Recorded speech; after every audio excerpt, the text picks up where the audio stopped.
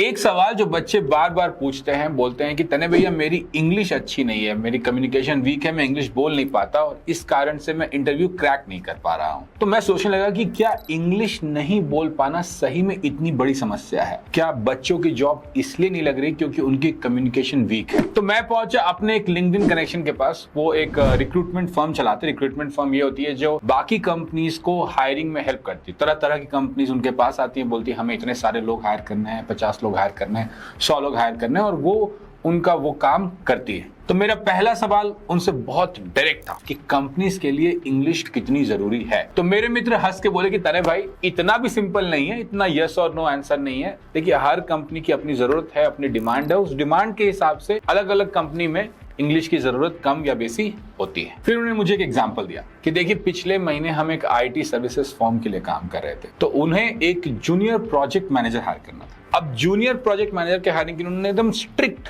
हमें कहा था कि देखो, ये बंदे को इंग्लिश बहुत अच्छे से बढ़िया से आनी चाहिए। क्यों आनी चाहिए? क्योंकि ये जो कंपनी है ये सिर्फ फॉरेन क्लाइंट से डील करती है, और फॉरेन क्लाइंट से डील करती है तो ये जो प्रोजेक्ट मैनेजर होगा वो उनसे ही बात करेगा, और अगर इससे इंग्लिश नहीं आएगी तो कैसे बात करेगा, कैसे ईमेल कॉरेस्पॉन्डेंस करेगा, कैसे मीटिंग करेगा? पॉसिबल ही नहीं है। तो यहाँ पर English becomes a very strict requirement, जहाँ ये फर्स्ट राउंड ऑफ इंटरव्यू में ही हम पहले देखते हैं कि इंग्लिश अच्छे से आती है कि नहीं, क्योंकि उसके बाद ही हम कुछ भी ले सकते हैं या नहीं। फिर उन्होंने मुझे थोड़ा और बताया कि देखिए, एक कंपनी और थी जिसमें हम इंजीनियर हायरिंग के लिए हमें बुलाया गया था। तो वहां बड़ा सिंपल था कि इंग्लिश काम भर आए तो चलेगा, कोई दिक्कत नहीं है, क्योंकि इस इंजीनियर को जो हायर करना था वो क्लाइंट से ज्यादा उनको कम्युनिकेशन इंटरफेस नहीं करना है। तो यहाँ पर ज्यादा इंपॉर्टेंट ये था कि टेक्निकल जो रिक्वायरमेंट्स है वो पूरी हो जाए, इंग्लिश काम भर हो तो भी चलेगा। तो मैंने उनसे कंफर्म किया कि देखिए, मैं ये समझ रहा हूं आपकी बातों से कि इंग्लिश की स्ट्रिक्ट रिक्वायरमेंट और बहुत अच्छी क्वालिटी की अंग्रेजी की रिक्वायरमेंट तभी होती है जब कंपनी फॉरेन क्लाइंट से डील कर रही हो। अगर ऐसा नहीं है तो इतना स्ट्रिक्ट रिक्वायरमेंट नहीं होती है। तो उन्होंने कहा हाँ, ये बिल्कुल सही बात है, फॉरेन क्लाइंट के लिए इंग्लिश बढ़िया चाहिए, लेकिन अगर इंडियन क्लाइंट्स हैं, इंडियन कंपनी है, तो फंक्शनल इंग्लिश से, जिसको आप कह रहे हैं कि काम भर अंग्रेजी आए तो भी काम चल जाता है। तो मैंने अपना दूसरा क्वेश्चन पूछा कि देखिए, मैंने काफी सारे बच्चों से बात की है, मेरा खुद का भी एक्सपीरियंस ये रहा है कि जब ऑन कैंपस हायरिंग होती है तो वहां इंग्लिश का बड़ा बोलबाला होता है।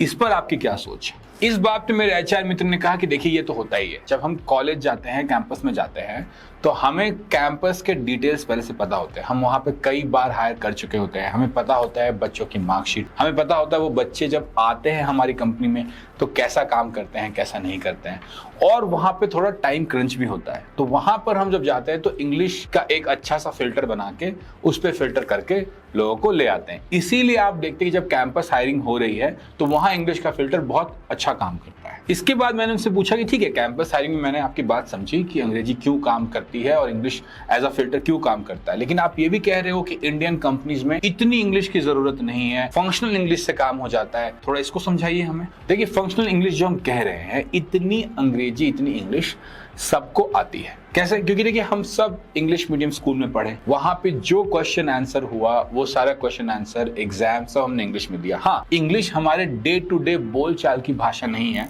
तो हम इंग्लिश में कन्वर्स करने में थोड़ा मुश्किल करते हैं। लेकिन अगर कोई पढ़ाई कर रहा है तो जो डोमेन के वर्ड्स है, जैसे एक मार्केटिंग में अगर कोई सीपीसी बोलता है तो उसको हिंदी में नहीं बोलेगा, अगर कोई बिजनेस मॉडलिंग को व्यापार नहीं बोलेगा। तो ये सब चीजें तो आपके दिमाग में हैं। आप इतने बच्चों को पढ़ाते हैं, मान लीजिए नियोजी में पढ़ाते हैं, इनबैक में पढ़ाते हैं, तो बच्चा तो इंग्लिश के लेक्चर देखता है, इंग्लिश के असाइनमेंट्स बनाता है, इंग्लिश के एक्सरसाइज बनाता है, इंग्लिश में एग्जाम देता है, इंग्लिश में उतना इंटरव्यू दे पाता है। और अगर उतना दे पाता है तो काफी है। आप खुद भी, ये जो हम लोग बात कर रहे हैं हिंदी में बात कर रहे हैं, आपके जो वीडियोस बनते हैं यूट्यूब पे हिंदी में बनते हैं, तो हिंदी भले हमारी बोलचाल की भाषा हो, लेकिन हमारे पढ़ाई लिखाई काम की भाषा अंग्रेजी रहती है। और जो डोमेन वर्ड्स है, जैसे मैंने सीपीसी का एग्जांपल दिया था, बिजनेस मॉडलिंग का एग्जांपल दिया था, फाइनेंस का डिप्रिसिएशन मान लीजिए, आप एक वर्ड उठा लीजिए, तो ये जो डोमेन वर्ड्स है ये आप इंग्लिश में ही यूज करते हैं। इनके हिंदी के वर्ड तो शायद मुझे, आपको, किसी बच्चे को आते भी ना हो। तो अगर इतना आता है कि काम चल रहा है, फंक्शन हो पा रहा है, फंक्शन का मतलब काम चल रहा है, फंक्शनल इंग्लिश हम इसी को कहते हैं, और मुझे लगता है कि इतनी इंग्लिश आज के टाइम पे सबको आती है। इस वीडियो में हम बात कर रहे हैं डिग्री का रास्ता और डेप्थ के रास्ते के बारे में। और अगर आपके लिए डिग्री का रास्ता काम नहीं किया है, जो कि कुछ लोगों के लिए नहीं काम करता, तो आप डेप्थ का रास्ता एक्सप्लोर कर सकते हैं। मेरा जो स्टार्टअप है इनवैक्ट, वो लोगों को डेप्थ का रास्ता चलने में हेल्प करता है। अगर आपको भी कुछ हेल्प की जरूरत है तो जरूर से एक बार invact.com चेक कर लीजिए। मैं लिंक यहाँ भी डाल दे रहा हूँ, डिस्क्रिप्शन में भी डाल दे रहा हूँ, शायद आपके काम आ जाए। जो बात मेरे एचआर मित्र समझा रहे थे मुझे तो बहुत अच्छी लगी। मैंने फिर भी उनसे पूछा कि फिर बच्चों को ऐसा क्यों लगता है सर कि इंग्लिश की बहुत जरूरत है, या वो आकर बोलते हैं कि इंग्लिश के कारण मेरा हुआ नहीं। तो उन्होंने बड़े आराम से समझाया। देखिए तने भाई, अगर बच्चे कह रहे हैं तो उसके पीछे भी कुछ कारण होंगे। जैसे एक कारण तो ये हो सकता है कि जो बच्चे अप्लाई कर रहे हैं वो उन्हीं कंपनीज में अप्लाई कर रहे हैं जिनके फॉरेन क्लाइंट्स होते हैं।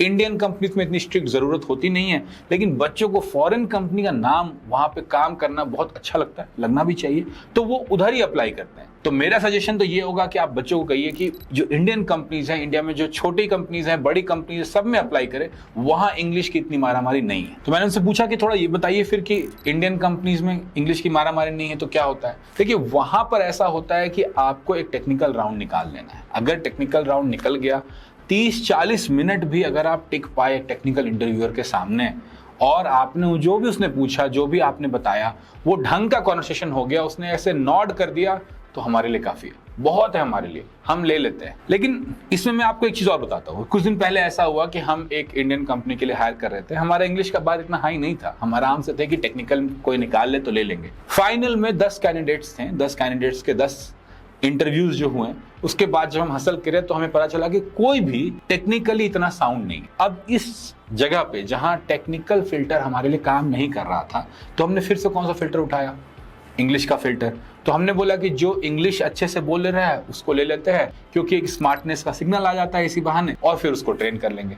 तो ये भी होता है। अगर बच्चा जो आपका है 30-40 मिनट, 2-3 राउंड्स कभी कभी टेक्निकल इंटरव्यू नहीं होल्ड कर पाता है, तो फिर इंग्लिश कमजोर होने के कारण उसे छटना पड़ जाता है। तो ये थी मेरी एक रिक्रूटिंग कंसल्टेंट के साथ बातचीत। ये बातें करके मुझे समझ में आई कि यहाँ पे 2 रास्ते हैं। पहला रास्ता जो हम सबको दिखता है वो है अंग्रेजी का रास्ता। अगर आपको इंग्लिश अच्छे से आती है, आप फॉरेन कंपनी में अप्लाई करते हो, इंग्लिश राउंड्स निकाल पाते हो, अगर आप डिग्री ले रहे हो और कॉलेज प्लेसमेंट्स चल रही हैं, वहां पे इंग्लिश का फिल्टर लगता है, तो इंग्लिश आपके लिए वर्क कर जाती है। तो इसको हम कह ले, चलिए डिग्री का रास्ता, इंग्लिश का रास्ता काम कर गया आपके लिए। दूसरा रास्ता अभी भी वही है, डेप्थ का रास्ता। डेप्थ के रास्ते में क्या है कि इंग्लिश आपको आनी चाहिए, थोड़ी मोड़ी आनी चाहिए, जिसको हम कह रहे काम चलाओ, फंक्शनल इंग्लिश आनी चाहिए। आप ईमेल्स लिख सको, आप इंग्लिश में काम कर सको, आपका जो वर्क प्रोडक्ट है वो इंग्लिश में हो। लेकिन इसके साथ साथ ये बहुत ज़्यादा ज़रूरी है कि आपका एक डेप्थ हो अपने किसी भी सब्जेक्ट पे, जो भी आप पढ़ रहे हो उसके ऊपर आपका डेप्थ हो, और आप उस डेप्थ पे टेक्निकल इंटरव्यूअर से बात कर पाओ और इंटरव्यू अपने डेप्थ पर निकाल पाओ।